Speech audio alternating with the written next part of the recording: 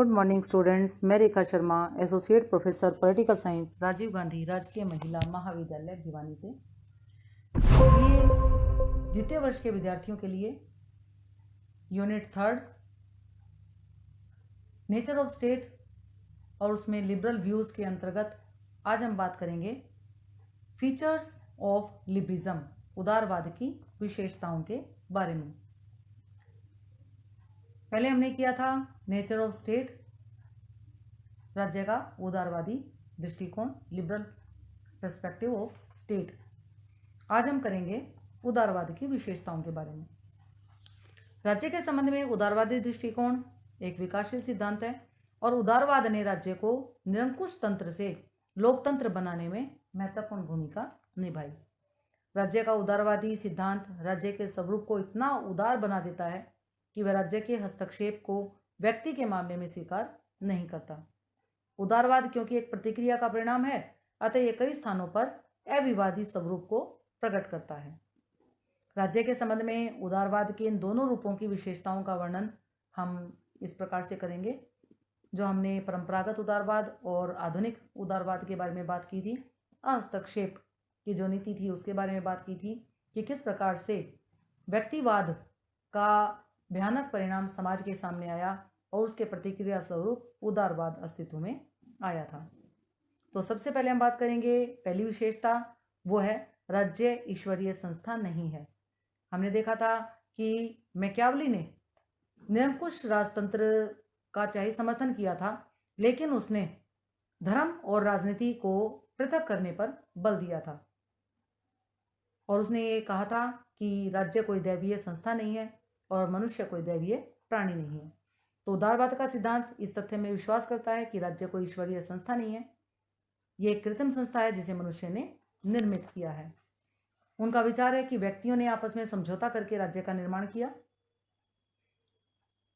राज्य के अस्तित्व में आने से पहले व्यक्ति प्राकृतिक अवस्था में रहता था और ऐसी अवस्था में कोई सत्ताधारी संस्था नहीं थी। लोगों का जीवन दुखी था और लोग जो थे अपने स्वार्थ के लिए दूसरों की जान भी ले लेते थे और इस प्रकार से ऐसे दुखदायी अवस्था से तंग आकर लोगों ने पारस्परिक में समझौता किया आपस में और राज्य का निर्माण किया। तो दैवीय सिद्धांत जहां शासकों के दृष्टिकोण पर आधारित होकर उनके हितों की सुरक्षा करता है, वहीं उदारवाद के सिद्धांत व्यक्तियों के हितों और अधिकारों को संरक्षण प्रदान करता है। दूसरे नंबर पर आता है राज्य एक आवश्यक बुराई, स्टेट इज नेसेसरी इविल। उदारवादी राज्य को एक आवश्यक बुराई मानते हैं, यानी बुराई तो मानते हैं लेकिन आवश्यक बुराई मानते हैं। उनका मत है कि राज्य एक आवश्यक इसलिए है क्योंकि वह व्यक्तियों के जीवन और संपत्ति के अधिकारों को सीमित करता है, इसलिए राज्य एक आवश्यक बुराई है। व्यक्तियों को प्राकृतिक अवस्था में भी अधिकार प्राप्त थे, परंतु उस अवस्था में अधिकारों की व्याख्या करने तथा लागू करने की कोई व्यवस्था नहीं थी, इसलिए ही राज्य का निर्माण हुआ था। उदारवादियों का कहना था कि राज्य को व्यक्ति की स्वतंत्रता को सीमित करने का कोई अधिकार नहीं है, इसलिए उन्होंने आर्थिक क्षेत्र में हस्तक्षेप की नीति का समर्थन किया। जैसा कि रूसो ने कहा था कि मनुष्य स्वतंत्र पैदा हुआ है परंतु प्रत्येक जगह अपने को बंधनों में पाता है। अब हम बात करते हैं तीसरी विशेषता की, राज्य तथा समाज में अंतर, difference between state and society. उदारवादियों के विचारों का आधार राज्य की उत्पत्ति के संबंध में समझौता सिद्धांत है, यानी जो उनके विचार थे वो किस आधार पर थे, समझौतावादी सिद्धांत के आधार पर आधारित। तो उदारवादी राज्य और समाज को एक ही संस्था नहीं मानते थे। इस सिद्धांत में राज्य को एक कृत्रिम संस्था माना गया है और यहीं से समाज से वो भिन्न हो जाता है। समाज एक प्राकृतिक संस्था है जो मनुष्य की स्वाभाविक इच्छाओं का परिणाम है। समाज का निर्माण सामाजिक समझौते द्वारा नहीं किया गया, बल्कि समझौते से राज्य का निर्माण किया गया था। यूनान के दार्शनिक अरस्तु ने कहा था कि व्यक्ति एक सामाजिक प्राणी है, यानी व्यक्ति स्वभाव से एक सामाजिक प्राणी है, राजनीतिक प्राणी नहीं है। तो वह समाज में अपने अधिकारों को सुरक्षित करने के लिए राज्य का निर्माण करता है और इस प्रकार राज्य और समाज में मूल अंतर है कि राज्य एक निर्मित और कृत्रिम संस्था है, जबकि समाज एक विकसित और प्राकृतिक संस्था है। यानी समाज अपने आप में एक प्राकृतिक रूप में विकसित होता चला गया, लेकिन जो राज्य है वो किसने बनाया, व्यक्तियों ने, समाज ने मिलकर राज्य का निर्माण किया। अब हम बात करते हैं चौथे नंबर पर विशेषता की उदारवाद की, वो है राज्य साधन है, व्यक्ति साध्य है। State is a mean, individual is an and. जैसे कि आपने देखा था, उदारवाद के बारे में बात की थी, तो उससे पहले जो व्यक्तिवाद था उसमें राज्य को साध्य माना गया था और व्यक्ति को एक साधन माना गया था। लेकिन उदारवाद राज्य को साधन मानता है, व्यक्ति को साध्य मानता है। यानी वो व्यक्ति पर बल देता है, व्यक्ति की स्वतंत्रता पर बल देता है, व्यक्ति के विकास पर बल देता है। राज्य व्यक्ति के सामाजिक, आर्थिक, राजनीतिक और व्यक्तिगत विकास का यंत्र है। यह केवल एक साधन है जिसके द्वारा व्यक्ति अपना विकास कर सकता है। यानी राज्य का कार्य व्यक्ति के विकास में आने वाली बाधाओं को दूर करना है। राज्य तथा व्यक्ति के आपसी संबंधों में व्यक्ति तथा उसका विकास ही उद्देश्य है। अब हम बात करते हैं 5वें नंबर की विशेषता। राज्य का आधार मानवीय इच्छा है। Human will is the basis of state. उदारवादियों ने राज्य के आधार के रूप में शक्ति को पूर्ण रूप से अव्यावहारिक बताया। उनका तर्क है कि शक्ति का प्रयोग लंबे समय तक संभव नहीं है तथा न ही कोई व्यक्ति अथवा समूह लंबे समय तक संपन्न रह सकता है। अतः राज्य का आधार शक्ति नहीं वर्ण व्यक्ति की इच्छा है। व्यक्ति अपनी इच्छा से अपने हितों की पूर्ति के लिए, अपनी भलाई के लिए तथा अपने अधिकारों को संरक्षण प्रदान करने के लिए राज्य में रहता है तथा इन्हीं उद्देश्यों की पूर्ति के लिए उसने राज्य का निर्माण किया है। व्यक्ति किसी भी राज्य का नागरिक राजाओं की निरंकुश शक्ति के कारण नहीं बल्कि अपनी इच्छा से है। रूसो तो राज्य की उत्पत्ति में सामान्य इच्छा के योगदान को भी स्वीकार करता है। जैसे हमने रूसो की सामान्य इच्छा के बारे में पढ़ा था सामाजिक समझौते के सिद्धांत के अंतर्गत, तो उसका कहना था कि हम में से प्रत्येक अपने व्यक्तिवादी को संपूर्ण शक्ति को सामान्य प्रयोगों के लिए सामान्य इच्छा के सर्वोच्च निर्देशन के अधीन सौंप देता है तथा अपनी सहयोगी क्षमता व समाज अविभाज्य के अंग के रूप में प्रत्येक व्यक्ति समाज में उतना ही प्राप्त करता है जितना कि वह देता है। यह आपने इन्वर्टेड कोमा में कोटेशन लिखनी है। इन्वर्टेड कोमा शुरू करोगे, कोटेशन लिखोगे, इन्वर्टेड कोमा क्लोज करोगे और पूरी कोटेशंस को अंडरलाइन करोगे। इसके बाद हम बात करेंगे छठी विशेषता, बहुवादी स्वरूप, प्लुरलिस्टिक करैक्टर। यह वह समय था जब मार्क्सवाद का उदय नहीं हुआ था। उदारवाद की अवधारणा एक विकासशील अवधारणा है, इसलिए मार्क्सवाद की उत्पत्ति के पश्चात उदारवादी मार्क्सवाद की इस अवधारणा का खंडन करता है कि राज्य वर्गीय संगठन है। उदारवाद राज्य को समस्त समाज का एक ऐसा साधन मानता है जिसका एक ही उद्देश्य है कि समाज के हितों का विकास करना। मार्क्सवाद समाज में श्रेणियों के अस्तित्व को समाप्त करने पर जोर देता है, परंतु उदारवाद इससे सहमत नहीं है। राज्य का विकास संघर्ष का नहीं, जैसा कि मार्क्स ने बताया, सहयोग का परिणाम है। संघर्ष विकास को नहीं विनाश को जन्म देता है और इतिहास इस तथ्य का साक्षी है कि राज्य तथा समाज का विकास हुआ है और इसीलिए समाज को विभिन्न वर्ग मिलजुल कर रहते हैं समाज के अंदर, और राज्य और समाज का स्वरूप बहुलवादी है। अब हम बात करते हैं 7वीं विशेषता की कि राज्य एक समुदाय है। State is an association. जैसे कि शुरू में ही हमने कहा था कि राज्य एक समुदाय है, अन्य समुदायों की भांति, जो कि हमने लास्की की कोटेशन की थी कि राज्य कई प्रकार के समुदायों में से एक है और उसकी तुलना में राज्य व्यक्ति की श्रेष्ठ निष्ठा का दावा नहीं कर सकता। तो आधुनिक उदारवादी अवधारणा समाज के बहुलवादी स्वरूप को मान्यता देती है।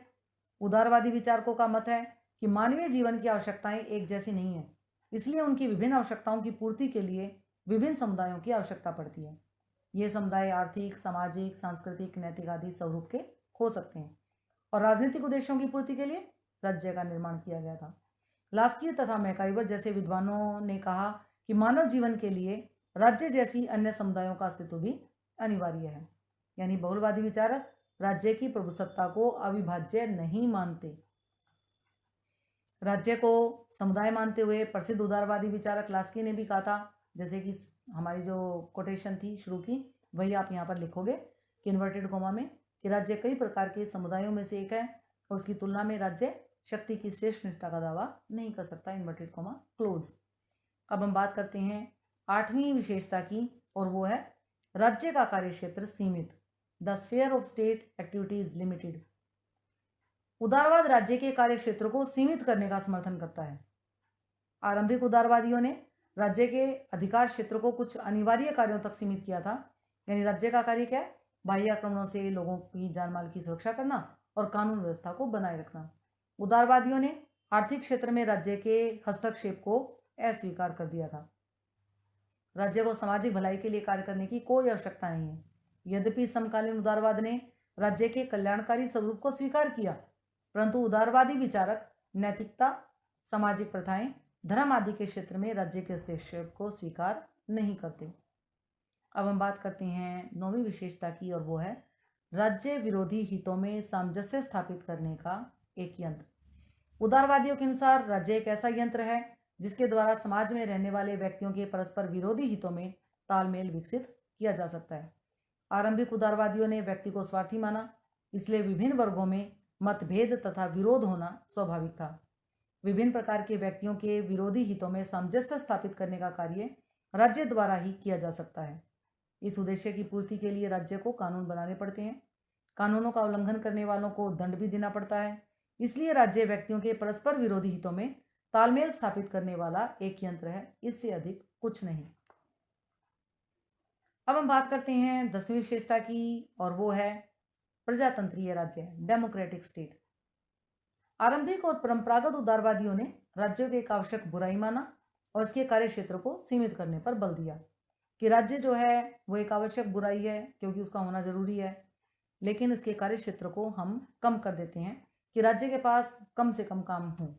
यह उपेक्षा की गई कि राज्य को व्यक्ति की स्वतंत्रता तथा संपत्ति संबंधी मामलों में कम से कम हस्तक्षेप करना चाहिए। यानी हम राज्य से अपेक्षा करते हैं कि व्यक्ति की स्वतंत्रता और संपत्ति संबंधी जो मामले हैं उनमें राज्य कम से कम हस्तक्षेप करे। इस प्रकार अहस्तक्षेप के सिद्धांत पर बल देकर राज्य को केवल पुलिस कार्य करने को प्रेरित किया गया कि राज्य के 2 कार्य हैं, एक तो बाह्य आक्रमणों से रक्षा करना और दूसरा कानून व्यवस्था को बनाए रखना। परंतु आधुनिक उदारवादियों ने इस बात को स्पष्ट रूप से प्रस्तुत किया कि राज्य का गठन प्रजातंत्रीय आधारों पर अनिवार्य है। वास्तव में राजनीतिक उदारवाद प्रतिनिधि प्रजातंत्र का दूसरा नाम है। जो आज हम प्रजातंत्र में रह रहे हैं जिसमें राज्य अनेक कार्यों को करता है, तो आधुनिक उदारवाद उसी का ही समकालीन है। आधुनिक उदारवादियों ने लोगों को प्रजातंत्रीय राजनीतिक अधिकार प्रदान करने, लोगों को राजनीतिक प्रक्रिया में क्रियाशील सहयोगी बनाने पर बल दिया। उदारवाद क्या है?